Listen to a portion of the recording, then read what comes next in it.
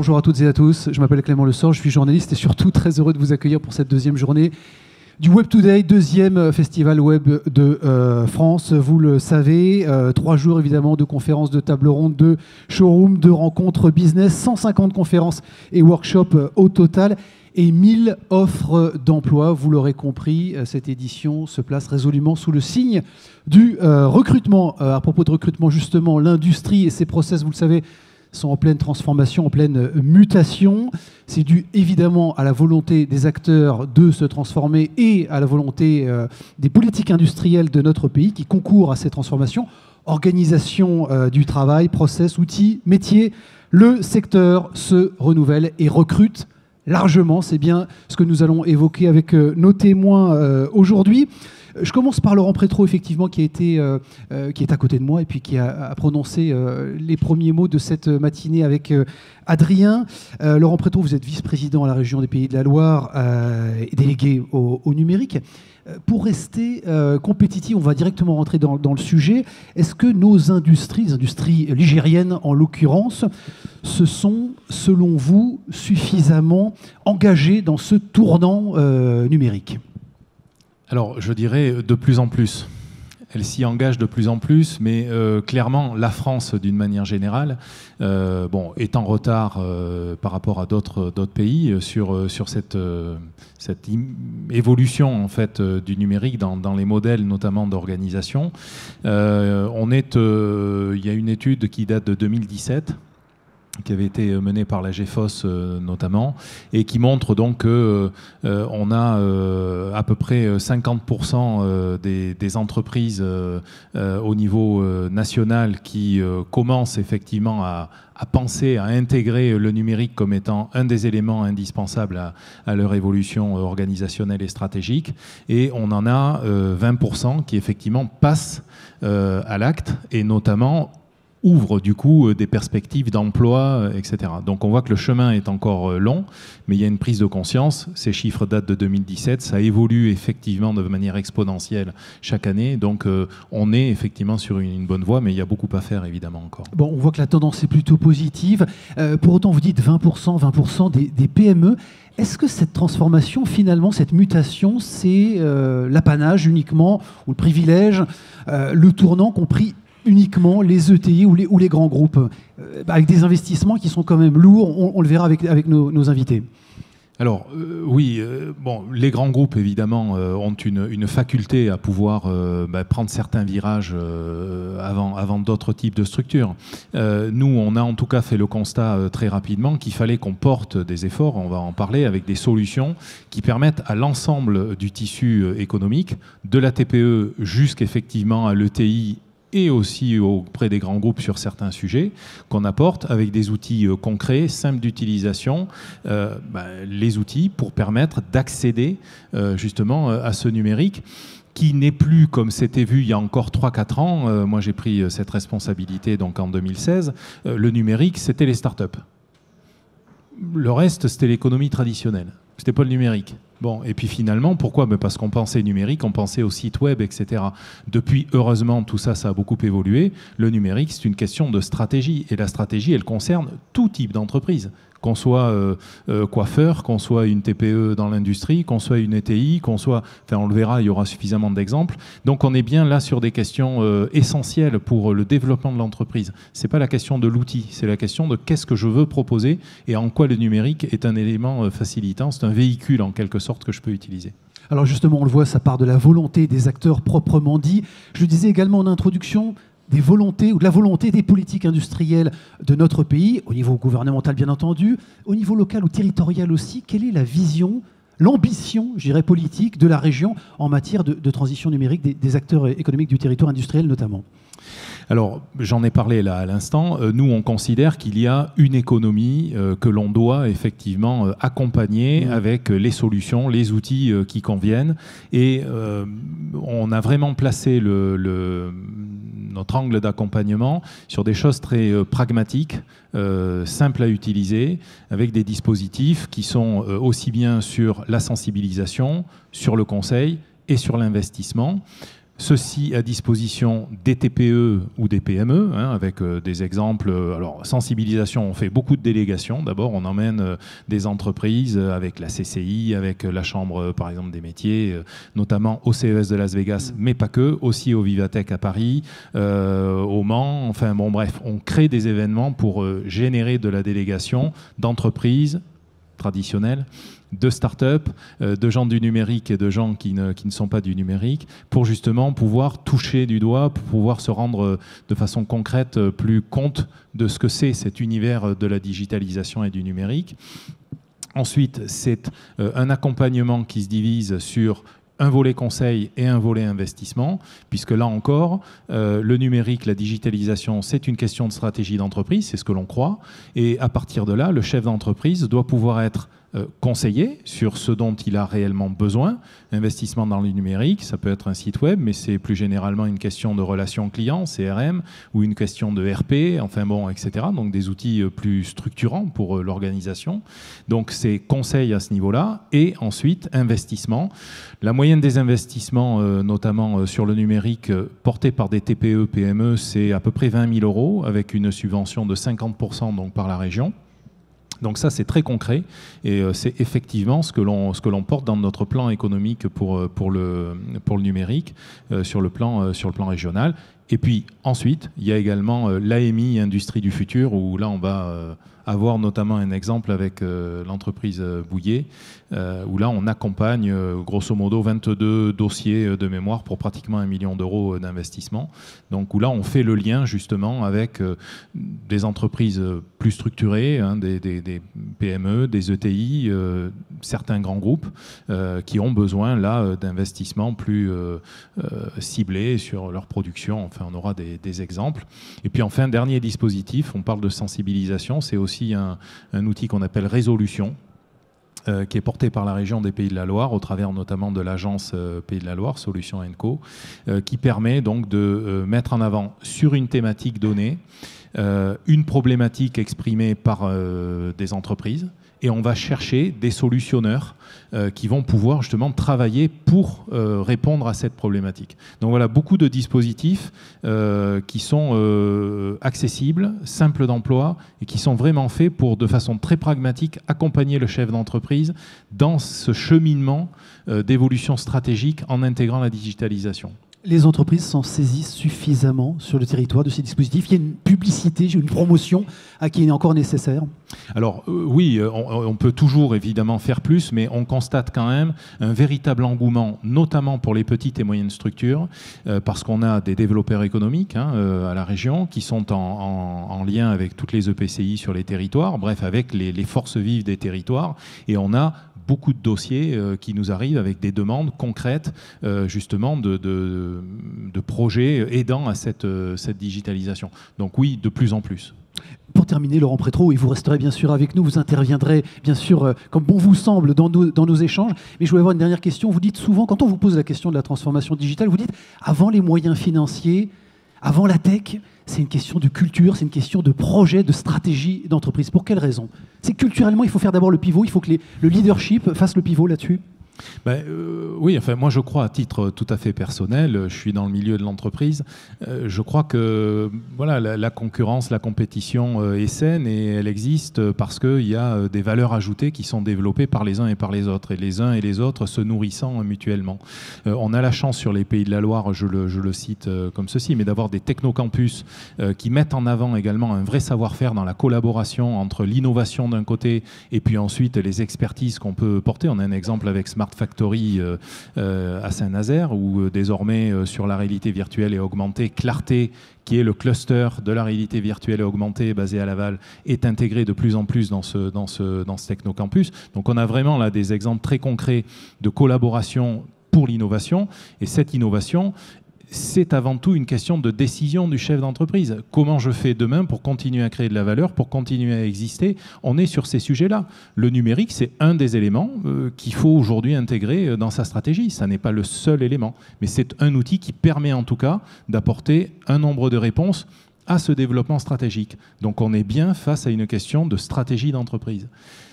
Vous avez raison, Laurent, merci pour vos mots d'introduction et vous avez raison de souligner, de rappeler la qualité de l'écosystème, effectivement, entre la volonté politique, les acteurs industriels et puis les écosystèmes qui accompagnent ces mutations. J'en profite évidemment pour présenter nos autres amis qui sont avec nous ce matin. Marc-Emmanuel Favre, tout au bout, directeur service client Alfie Technologies, accompagné de Christopher Tarot, responsable simulation, toujours chez Alfie Technologies.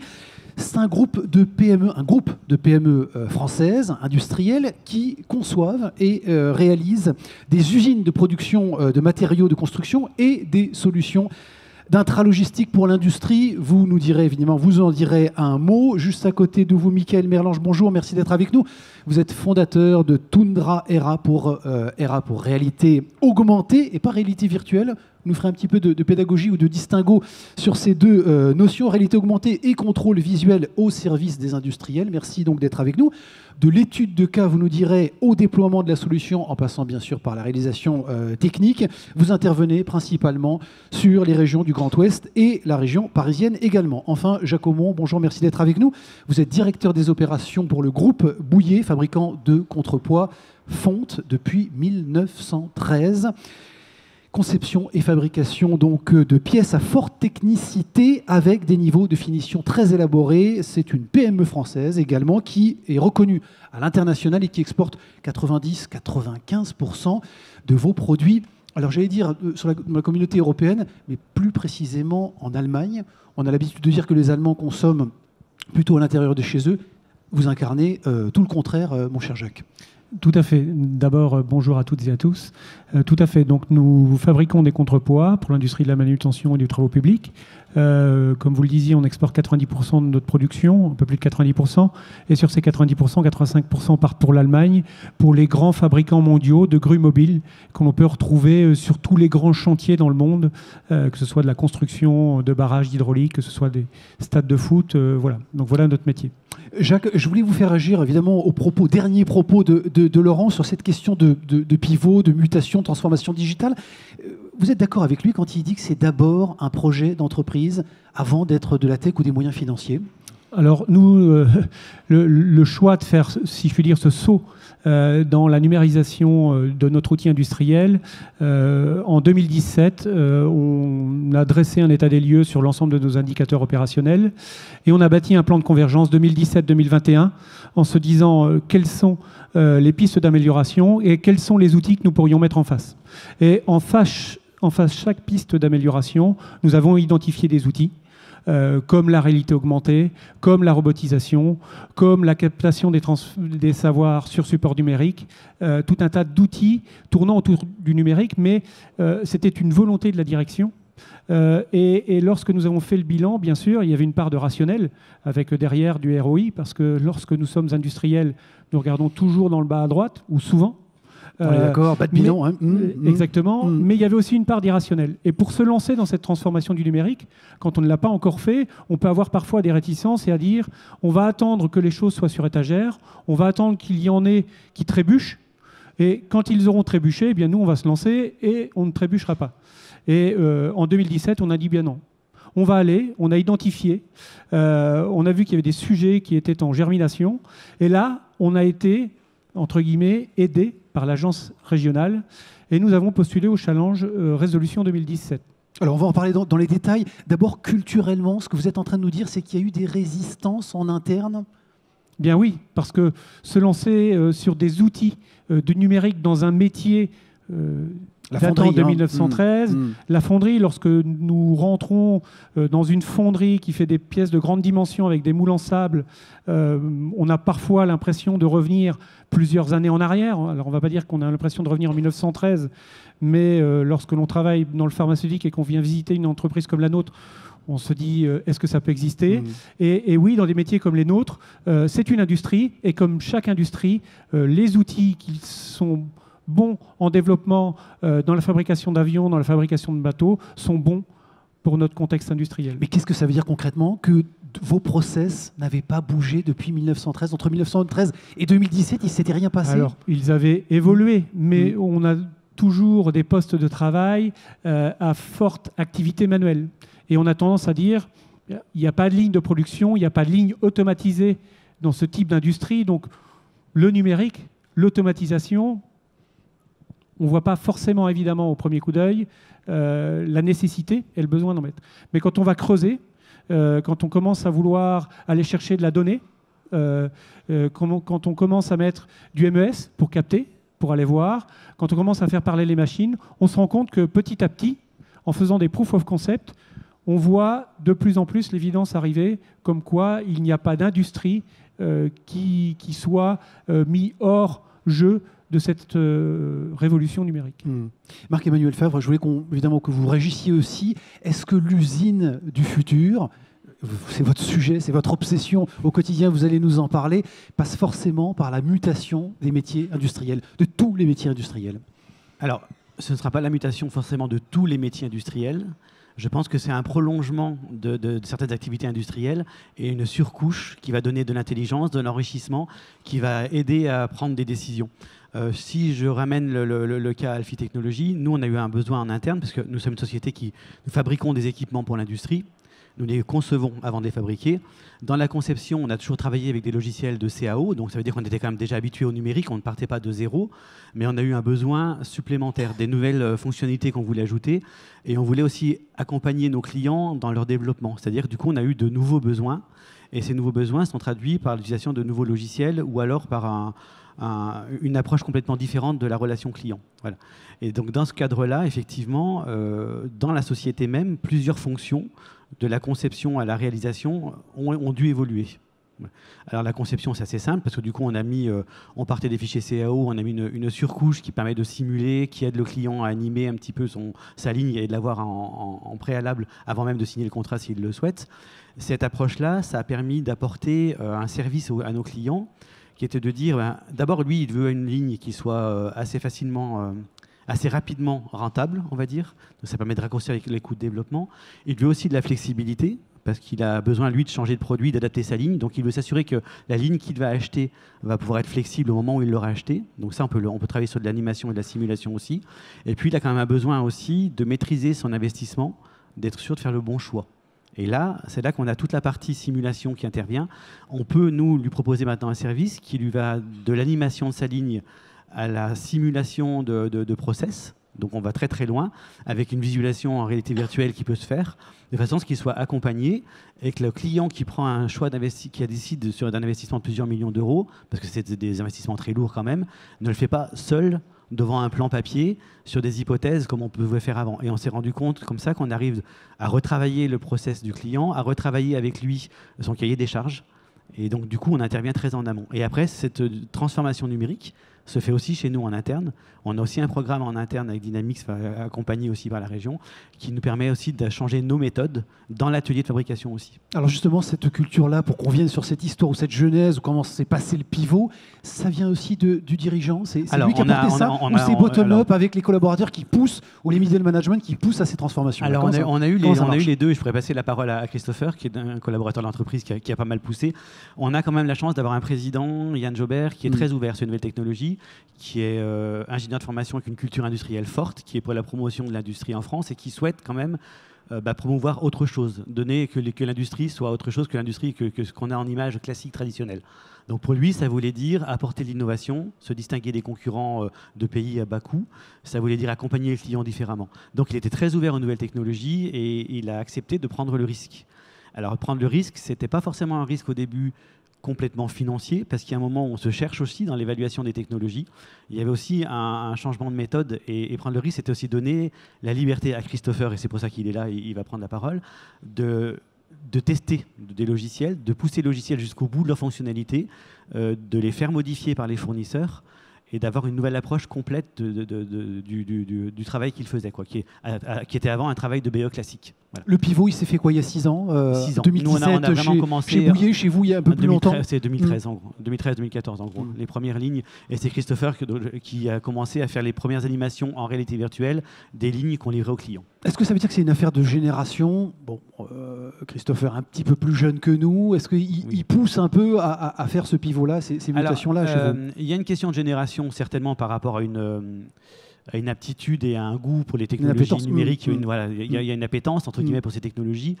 Et puis il y a aussi quand même un intérêt et une passion. C'est-à-dire que notre approche, nous, en tant qu'industriels, on le constate, on le voit tous les jours, si l'équipe n'était pas passionnée aussi, elle n'aurait pas pu réaliser ce qu'elle produit actuellement, très clairement.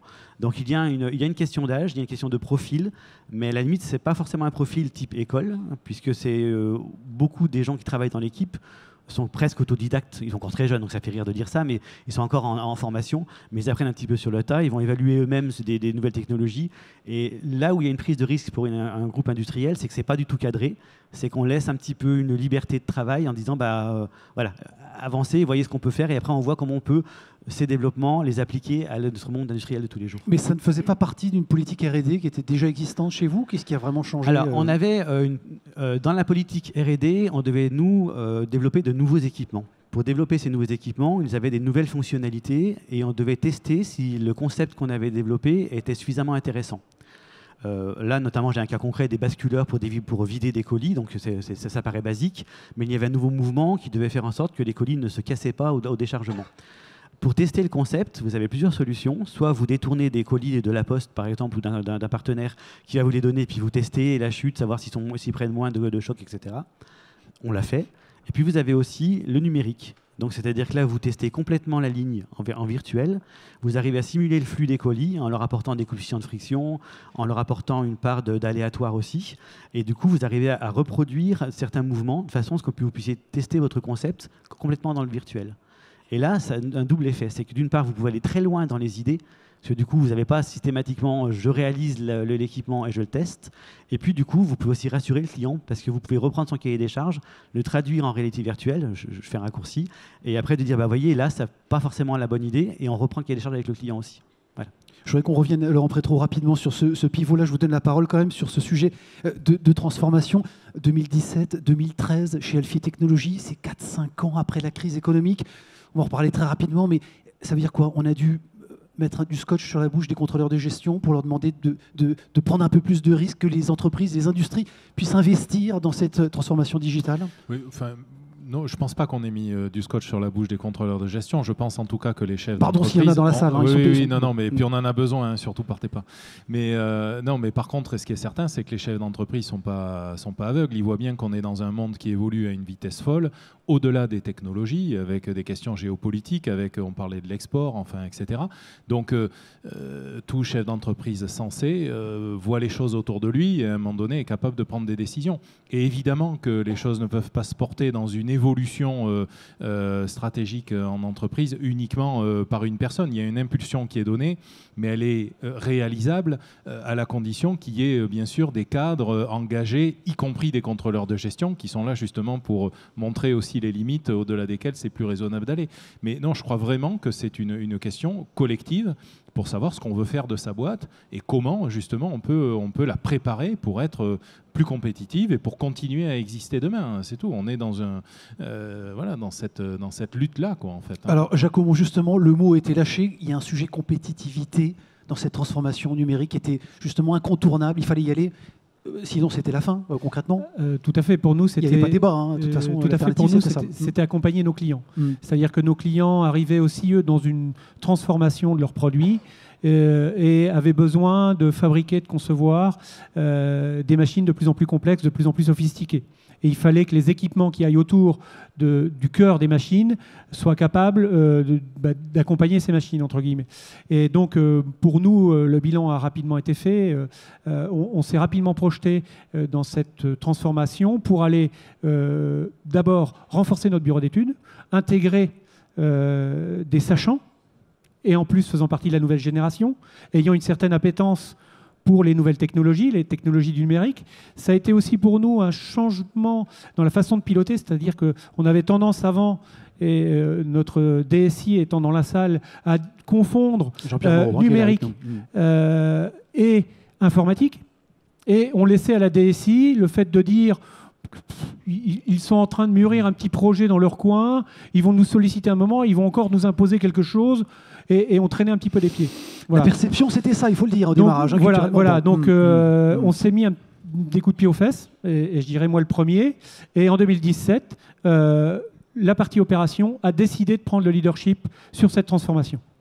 Puisque la partie opération gérait les budgets d'investissement et gérait, entre guillemets, où était le garant du résultat comptable, les moyens ont été mis et on a assisté à une accélération parce qu'il y avait les moyens, il y avait la décision de la direction générale et de la direction opérationnelle, et puis derrière, il y avait les équipes qui arrivaient. Donc tout ça, ça nous a permis d'aller en amont vers les bureaux d'études de nos clients. Et dès lors que vous commencez à rentrer chez vos clients au moment de la conception, vous commencez à mettre votre petite touche. Donc je dirais que quand vous commencez à influer dans la conception, vous commencez à influencer votre client sur le choix du fournisseur. Et pour nous, c'était vraiment ce challenge et d'aller le plus rapidement possible, aller contrer le phénomène qui s'était passé lors de la crise économique, où on a eu une fuite de nos métiers vers les pays du soleil levant. 50% du baisse de chiffre d'affaires, Tout à il fait. faut le dire, sur ces chiffres-là. Laurent, vous vouliez réagir un mot là-dessus, puis après Marc-Emmanuel Lefebvre. Oui, très rapidement, à titre d'exemple, en 2015, la région avait un dispositif qui permettait de financer, j'ai un exemple précis, un boulanger dans un village retiré de notre beau territoire, l'achat d'un smartphone. Et donc on finançait l'aide pour permettre l'achat de l'équipement. Aujourd'hui, je vous ai dit tout à l'heure qu'on est sur des financements pour du conseil, de l'investissement en termes d'outils, pas d'équipement type smartphone, mais juste d'un logiciel, etc. Donc on voit bien qu'il y a une évolution dans l'usage d'un côté et l'accès justement au numérique par un simple outil, et puis l'intégration du numérique comme un mode de fonctionnement plein dans l'entreprise. Et approprié par les collaborateurs. Et ça, c'est 4 ans, quoi, en fait. Donc évidemment, ça évolue, heureusement. Marc-Emmanuel Lefebvre, vous l'avez pris aussi sous l'angle managérial, cette histoire de transformation numérique, d'abord. Oui. Alors complètement. Alors déjà, pareil, nous, ce qui a permis d'être de réussir le projet, en gros, c'est le fait d'être déconnecté complètement des contraintes informatiques. Pourquoi ? Parce que même en étant une PME, aujourd'hui, on sait que la sécurité, c'est un élément clé, etc., tout le monde le sait. Ce qu'on a choisi de faire, c'est que du coup, nous, le département simulation et vraiment tout ce qui porte le 4.0 est lié au service client. Alors, pour 2 raisons. C'est que d'abord, parce qu'on a quand même des demandes clients, et en étant à l'écoute des clients, on se rend compte quel est le besoin du marché, d'une première part. Et d'autre part, le deuxième point, c'est qu'en travaillant qu'avec les règles informatiques, on n'est que sur la validation d'un logiciel. On n'est pas sur la compréhension d'un besoin et sur comment répondre à ce besoin.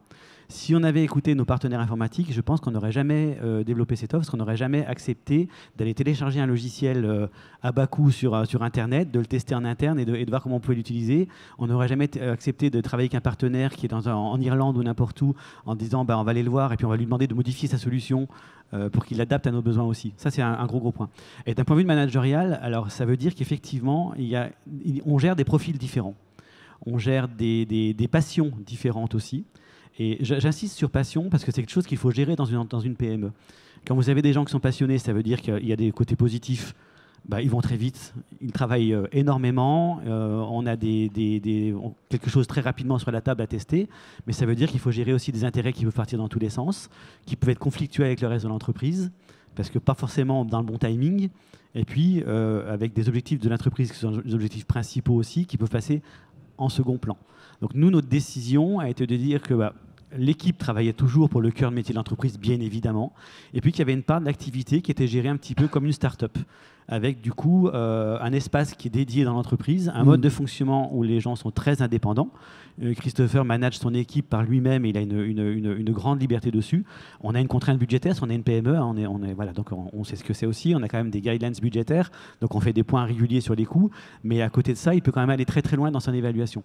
Mais c'est intéressant parce que vous conjuguez là le mot passion et industrie, ce qui n'était pas forcément évident jusqu'à présent. Parce que maintenant, vous mettez, nous sommes un petit groupe, travaillez dans l'industrie, l'industrie, à la campagne dans les pays de Mauges, rien de forcément très sexy pour quelqu'un qui ne nous connaît pas, ou pour un jeune diplômé qui soit ingénieur ou en informatique ou quoi que ce soit. En acceptant de changer notre approche, maintenant on se rend compte qu'en travaillant aussi en collaboration avec des écoles comme les Arts et Métiers ou le Pôle d'Angers, enfin il y a suffisamment d'écoles de très bonne qualité dans la région, en travaillant avec ces écoles, on se rend compte qu'on devient attractif, que maintenant on arrive à avoir des stagiaires qui viennent au fin fond des Mauges pendant 2 mois pour travailler sur le développement d'une formation en simulation par réalité virtuelle, quoi. Donc c'est une approche complètement différente. Et je pense que l'industrie se transforme aujourd'hui. Je reprends rapidement vos mots chez Elfi Technologies pour attirer les talents. Vous pouvez voir, c'est corporate sur le site. Rejoindre une entreprise qui combine robustesse industrielle, je ne vous la conteste pas, et vous dites également modernité des méthodes agiles. Ça, c'est un vœu pieux ou c'est non, c'est pas un vœu pieux. Concret? Alors, c'est pas facile. Je dis pas que c'est facile à mettre en place, mais on a quand même pas mal changé notre process de développement. On a changé notre relation client. Et quand on dit agile, c'est qu'on doit pouvoir on doit pouvoir se remettre en cause facilement, régulièrement. Et dans le facilement, j'inclus aussi sans investir trop. C'est-à-dire qu'on doit, dans les outils que Christopher utilise, notamment, un des critères de choix, c'est que l'outil ne doit pas être à un prix si élevé qui nous oblige à travailler avec. En gros, on doit pouvoir changer si on le souhaite, on doit pouvoir être suffisamment flexible et dire ce logiciel-là, cette application, j'arrête parce que je suis au bout de son utilisation, je switch sur une autre sans investir des milliers d'euros en évaluation, quelles vont être les conséquences, on doit pouvoir garder cette agilité. Et là, on est vraiment en train de le mettre en place, très clairement. Bon, on va voir comment ça se passe du côté Tundra Era, évidemment, avec Michael Merlange. Vous n'étiez pas, il faut le dire, quand même expliquer un petit peu la genèse. On va venir de Quai des Apes à Tundra Era. Vous n'étiez pas, au départ, naturellement disposé à vous tourner vers l'industrie. Qu'est-ce qui s'est passé? Voilà, je voulais intervenir justement par rapport à l'intérêt des métiers. Moi, il y a plus de 4 ans, j'avais cofondé Quai des Apes et on travaillait principalement pour l'événementiel. On a fait Haribo, on a fait Lego Star Wars. C'est des projets qui font un peu rêver. Et avec la réflexion et après les projets notamment qu'on a pu faire, entamer avec et vous allez nous en parler. Bouillet, à titre personnel, j'ai fait le choix de me tourner vers l'industrie. C'est quoi le pivot? Qu'est-ce qui s'est passé? Vous avez eu une révélation? Vous aviez envie de machine? C'est peut-être un petit peu long, donc après je donne rendez-vous au café. En particulier, c'est des gens techniques qui cherchent des sur la terrasse de Trampolino puisque le soleil le permet. On y va. C'est différent. J'ai envie de dire, si on vient du monde de la tech, on va peut-être pas être forcément très intéressé pour faire marcher un logiciel sous telle version de Chrome, sous tel navigateur. On va plutôt s'intéresser à la solution technique complète.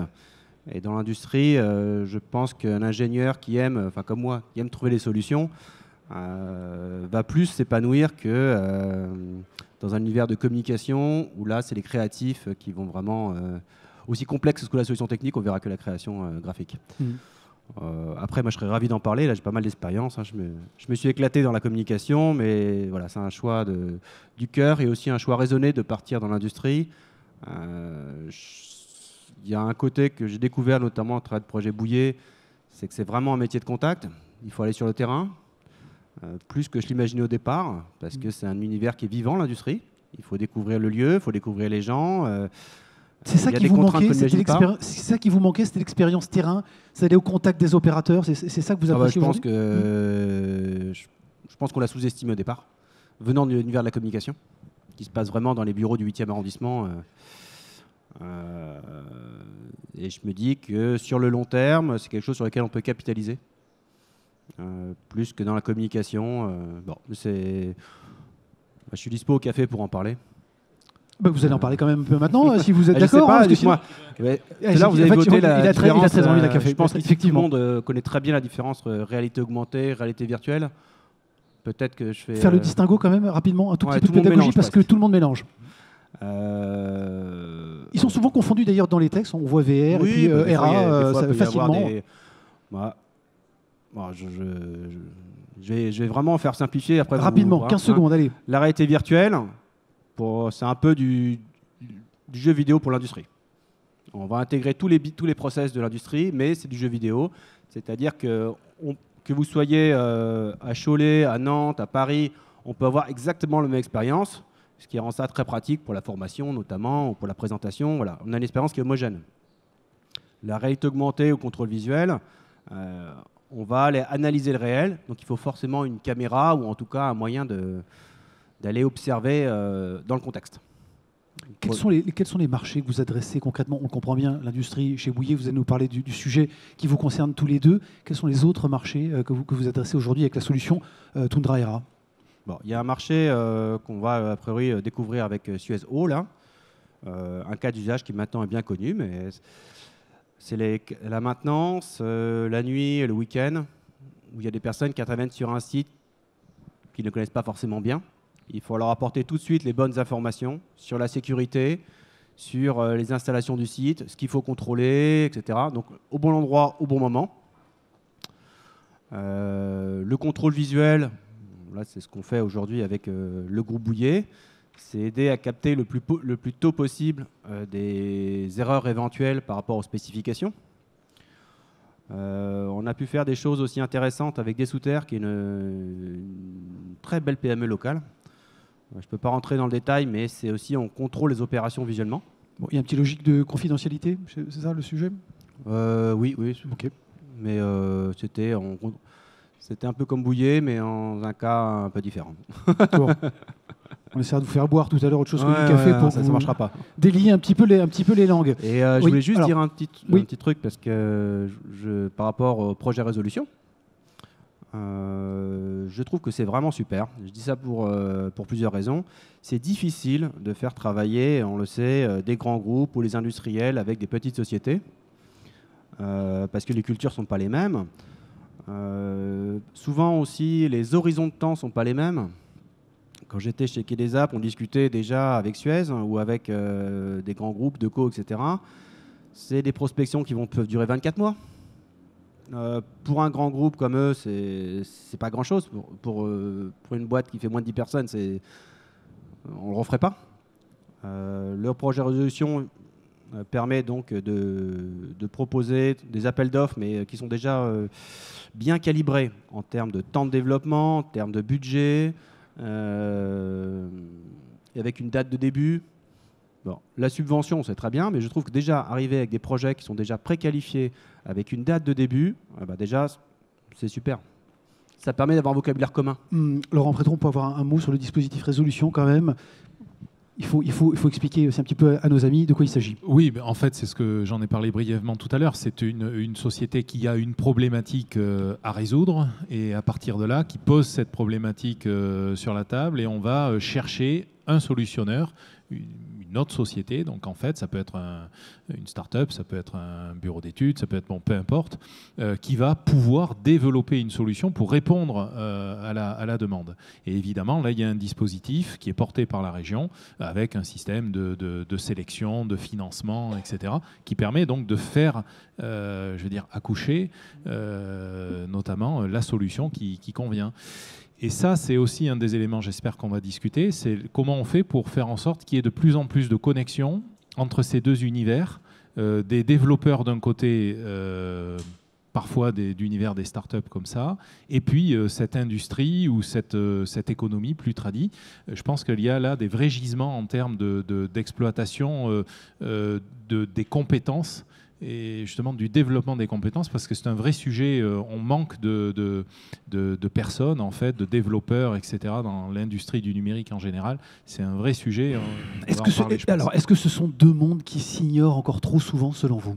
Qui cohabitent sur le territoire, mais qui ne travaillent pas encore assez ensemble? Oui, alors, qui s'ignorent, non, mais qui ne travaillent pas encore assez ensemble, oui. Et je crois qu'il faut qu'on aille plus loin. Il faut que, moi, je rêve que l'ensemble des entreprises puissent héberger, par exemple, au moins une fois de temps en temps, une start-up qui a un projet qui peut être connecté à leur univers ou pas. Mais je crois vraiment à ce besoin de faire évoluer, de développer ce mix dans les modes de fonctionnement.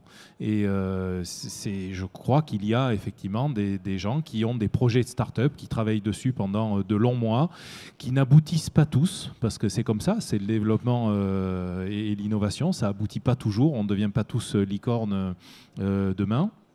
Par contre, ces gens-là, ils ont développé une vraie compétence, un vrai savoir-faire. Et en face, il y a des entreprises qui ont des besoins, qui ont aussi leur propre développement. Et là, il faut créer des passerelles de plus en plus, faire en sorte que ces deux mondes vivent ensemble. Je crois que c'est vraiment ça qu'il faut maintenant accélérer. Et vous qui avez une vision justement transverse, ou en tout cas sur l'ensemble du territoire, des profils, des histoires comme celle de Michael Merlange, vous en connaissez d'autres, des gens qui ont besoin d'aller chercher du concret, du pragmatique, du terrain auprès des industries?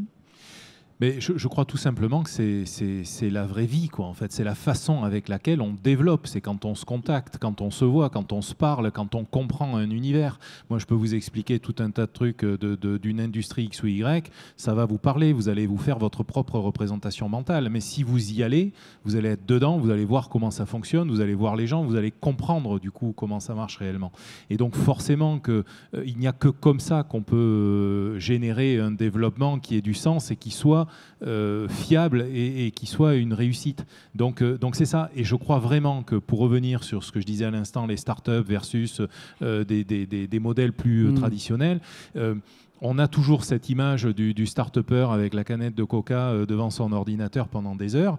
Bon, ça a changé, évidemment. Et pourquoi ? Parce que les start-uppers, je focus un tout petit peu là-dessus, sont des chefs d'entreprise et qui sont confrontés eux aussi à une logique économique, à des développements, à la réalité de ce qu'est la vie d'une entreprise. Et à partir de là, on doit, nous, justement, impulser, c'est ce qu'on fait au quotidien, avec beaucoup de partenaires. Je ne l'ai pas fait, je le salue maintenant, c'est Jean-Pierre Moreau, qui est DSI du groupe Bouillet, mais qui est surtout, pour la relation que l'on a, nous, région, le président d'ADN Ouest, qui est une des structures que l'on accompagne notamment pour développer le numérique au sein des entreprises.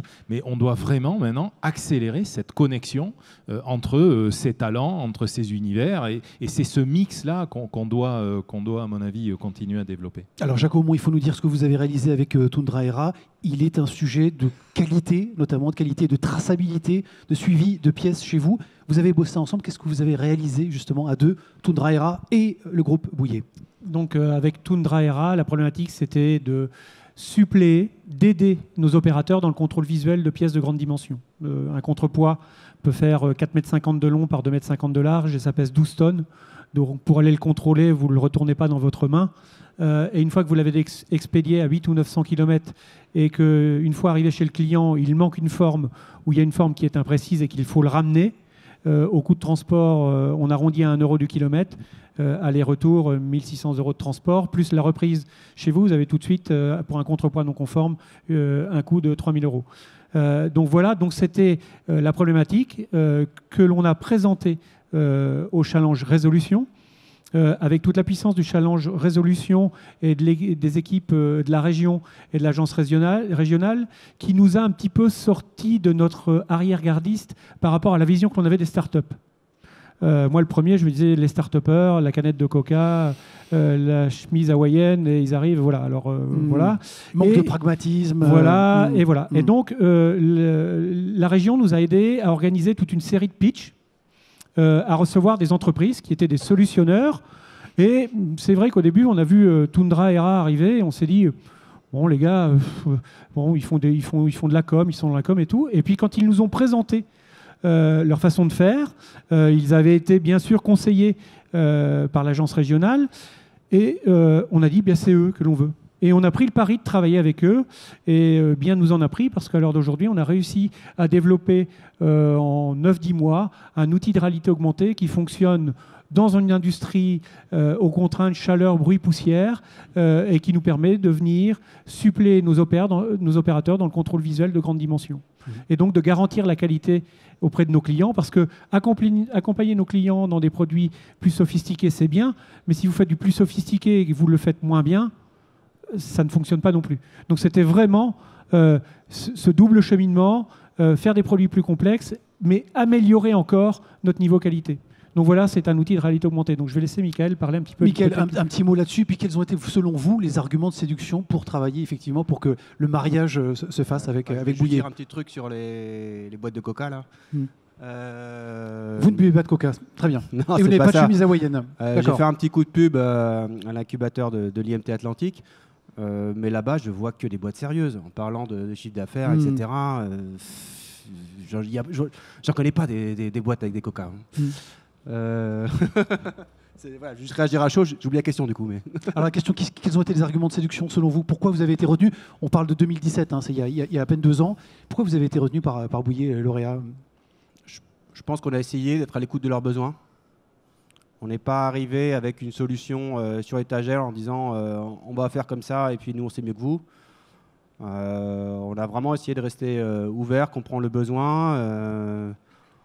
Je sais même que sur le terrain, la première discussion c'était non, c'est pas possible. Et puis après en discutant, on s'est dit dans ce cas-là, qui fait 80% de vos pièces, on peut apporter une solution tout de suite. Et après on pourra aller plus loin, on va peut-être en parler.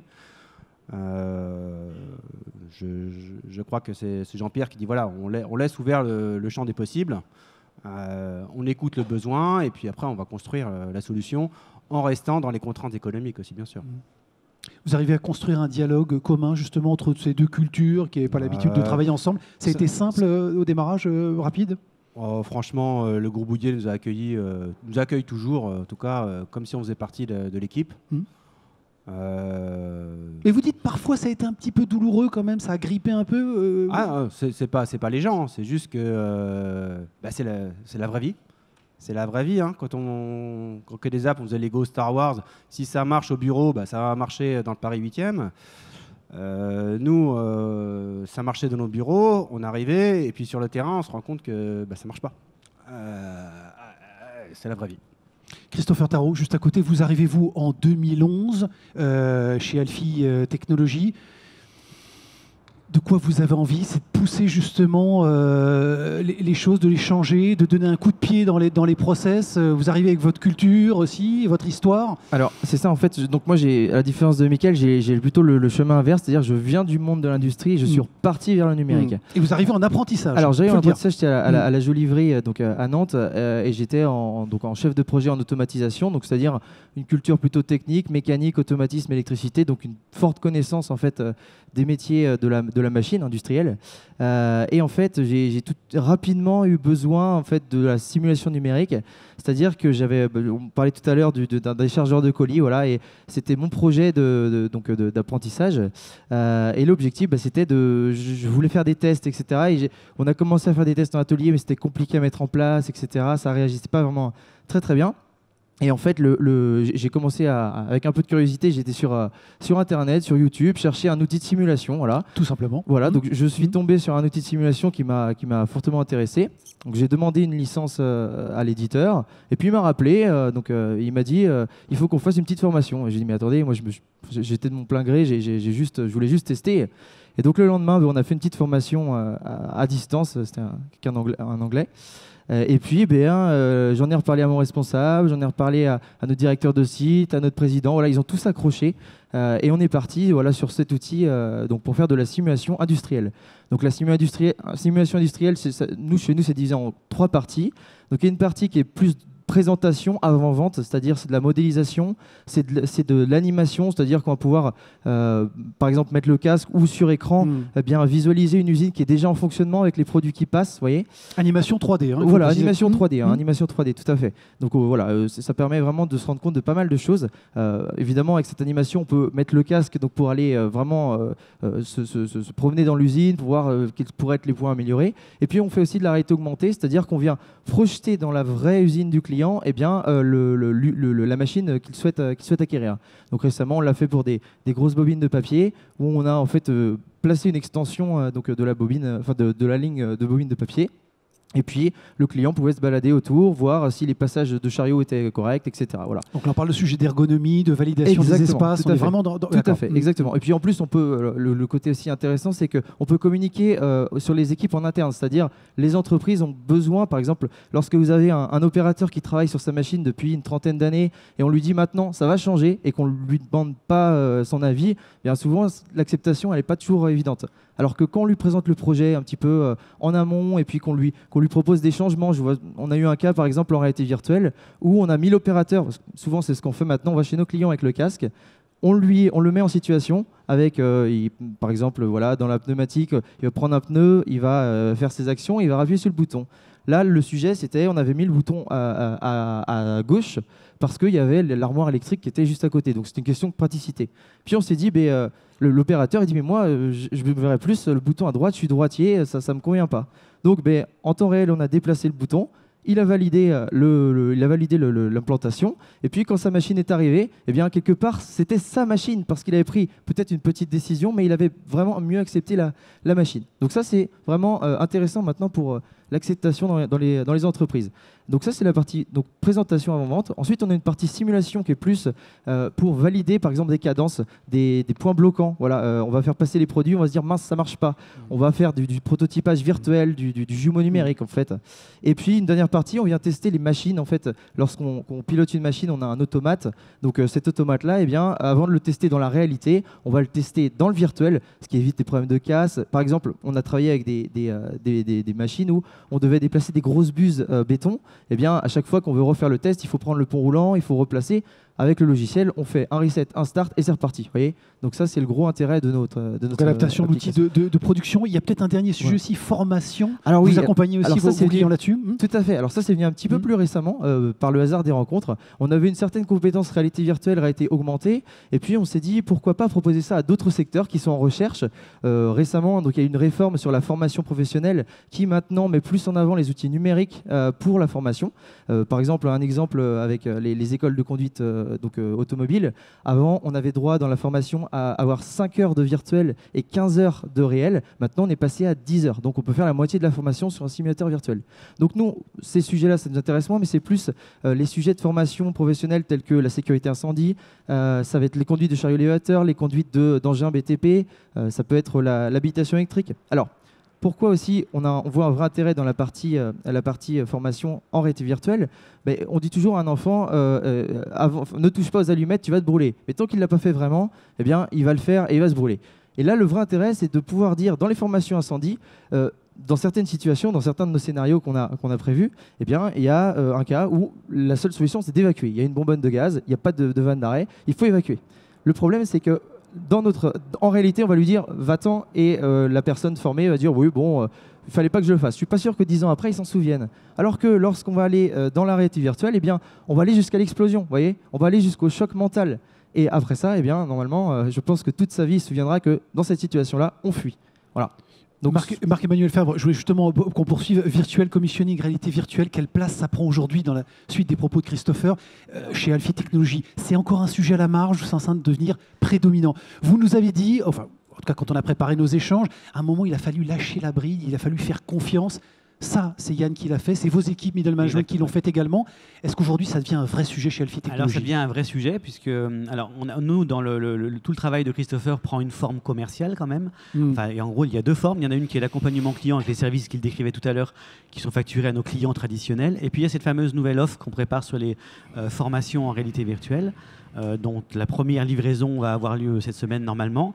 Et c'était pour nous, effectivement, c'est là qu'on a dû lâcher un petit peu la bride. C'est que le bon réflexe, c'était de dire, on maîtrise ces technologies, est-ce que nous, on peut s'ouvrir sur d'autres marchés sans que ce soit forcément un investissement temps très très lourd, mais de dire, j'exploite mes connaissances et je leur trouve d'autres débouchés. Et c'est là qu'il a fallu en gros convaincre le reste de l'entreprise. Yann l'était, ça c'était clair. Mais après, vous avez une entreprise qui a 200 collaborateurs qui sont habitués à travailler dans l'industrie, à travailler en tant que bureau d'études mécaniques, bureau d'études d'automatisme, et qui se disaient, mais qu'est-ce qu'on va faire dans un module de formation à lutte contre l'incendie? Alors, il y a deux choses, c'est que d'une part, effectivement, ça permet d'exploiter ce qu'on a appris. D'autre part, ça permet d'apprendre un petit peu plus dans l'utilisation des logiciels et de le reprendre sur l'activité traditionnelle, de dupliquer, et puis de générer un revenu, de financer du coup en partie cette activité qu'on peut qualifier de recherche et de développement avec les nouveaux logiciels. En 6 mois, ils sont passés de 2 à 5. Oui. C'est quoi les perspectives de recrutement? Je pense que les premières ventes vont nous le dire. C'est qu'en gros, si la réalité virtuelle utilisée pour la formation est quelque chose qui plaît vraiment aux clients, on va devoir recruter pour développer de nouveaux modules. Voilà, de nouveaux scénarios, de nouveaux modules, etc. Donc on n'a pas de chiffres concrets, mais ça peut aller très très vite parce que ça va très très vite. Michael Mélange, un mot là-dessus, et après Jacobo pour terminer. Il y a un vrai challenge déjà pour nos métiers, mais aussi pour les industriels, c'est quand les secteurs qui évoluent à une vitesse de fou. J'ai envie de dire, ce que vous faites là maintenant, c'est prod, c'est niveau prod sur étagère. Il y a 3 ans, c'était expérimental et on rigolait quand on testait, quoi. Dans mon secteur, c'est pareil, ça change très rapidement. Aussi bien en termes de technologie disponible que de coûts qui chutent.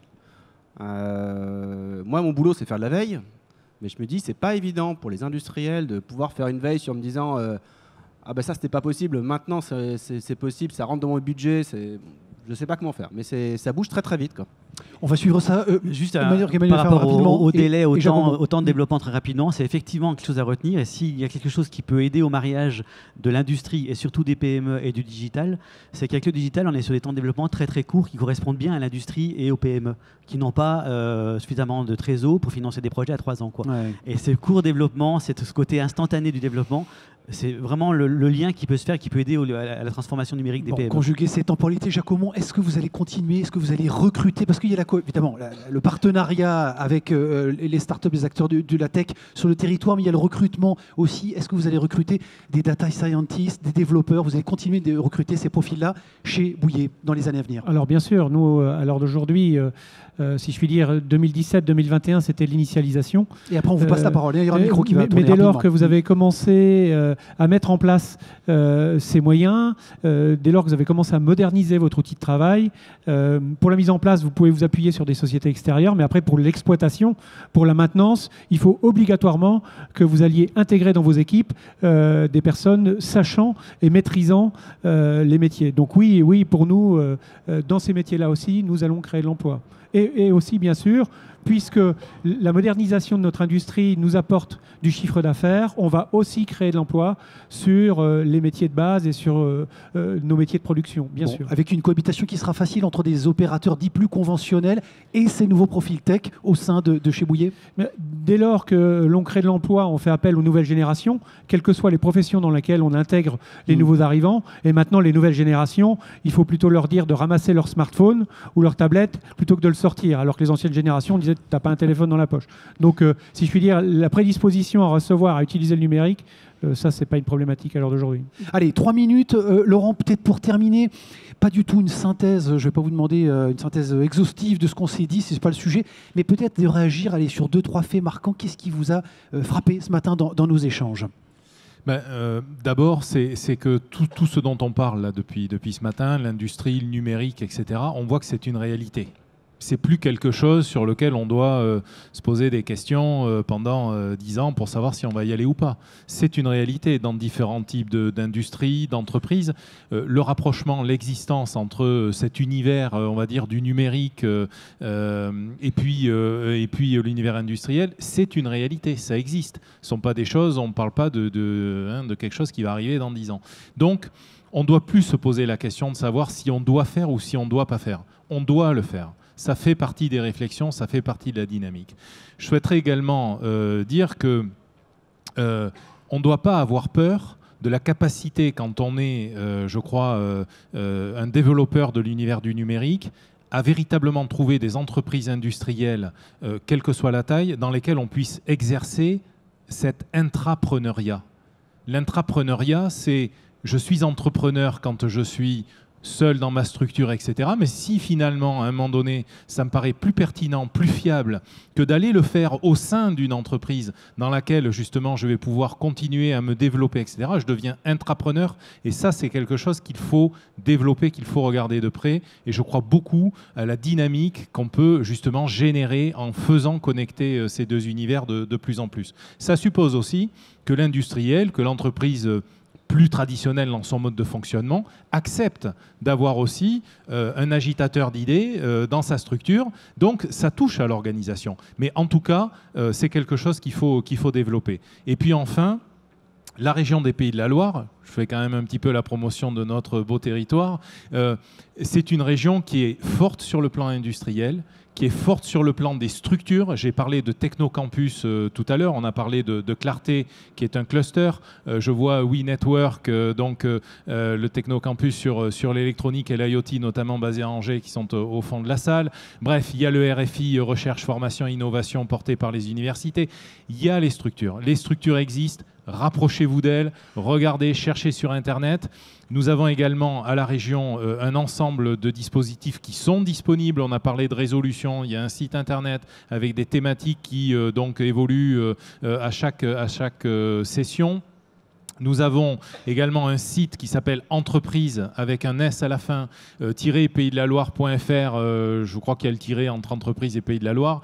En tout cas, vous pouvez aller là-dessus et vous avez la liste, encore une fois, des aides qui sont proposées. Bref, tout existe. Donc tout existe, c'est une réalité. Il faut monter dans le train de toute façon si vous n'y êtes pas déjà monté. Et les acteurs du numérique ont toute leur place dans les boîtes qui existent et qui composent notre territoire. Et inversement. Donc on doit continuer à avancer, on doit intensifier ce développement. En tout cas, on agit, on est à la manœuvre et on fait en sorte, vous pouvez en être sûr, de vous apporter les solutions, les outils de façon très concrète, pragmatique, pour que ça soit une réalité dans votre quotidien. Laurent Prétro, merci beaucoup, vice-président à la région des Pays de la Loire, pour évidemment la délégation du numérique et l'occasion d'applaudir pour les quelques secondes qui nous restent nos témoins, l'ensemble de nos témoins, Jacomon, Michael Merlange, Christopher Tarot et Marc-Emmanuel Favre et Laurent Prétro. Je vous demande de les applaudir pour leur présence et leur engagement.